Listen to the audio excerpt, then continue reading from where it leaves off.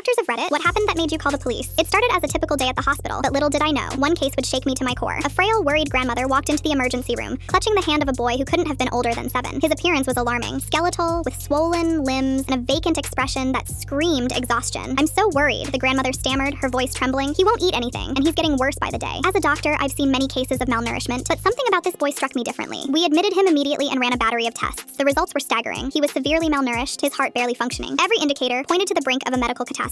I gently asked the grandmother about his diet. She hesitated before pulling a neatly folded piece of paper from her purse. "His parents left this list," she explained. "They said I should follow it while they were on vacation." The list was shocking. An extreme vegan diet with no proteins, no essential fats, no nutrients vital for a growing child. I could feel my hands tightening around the paper as I read. We stabilized the boy, but his recovery wouldn't be quick or easy. A few days later, the parents stormed into the hospital. The mother looked frantic but defensive, while the father radiated anger. "Where's my son?" the father demanded. "We want him discharged immediately." I stood my ground and explained the severity of their son's condition, showing them the medical results. But the father waved it off like it was nothing. "He's fine," he insisted. "You're just overreacting. We're training him to be an athlete. This is part of the process." The mother's face told a different story. She was visibly distressed, wringing her hands and avoiding eye contact. She finally spoke up, her voice cracking. "My husband created the diet plan. He's a gym instructor. He has high standards." That's when she dropped the bombshell. Their older son had also suffered under this regime, leading to a permanent neurological disability. Yet despite this tragedy, the father was adamant that his methods were right. It was clear to me that this wasn't just negligence, it was abuse. I had no choice but to report them. The very next day, CPS and the police arrived, and the boy was taken into protective custody. The parents were arrested shortly after, and the truth unraveled. Their older son's condition wasn't a tragic accident. It was a result of the same neglect and obsession with this twisted diet. The family's story made headlines, but for me, it was a sobering reminder of the thin line between misguided intentions and outright harm. As I look back on that day, I think about the boy and his grandmother. I can only hope that under her care, he's now living a life filled with nourishment, not just in food, but in love and safety.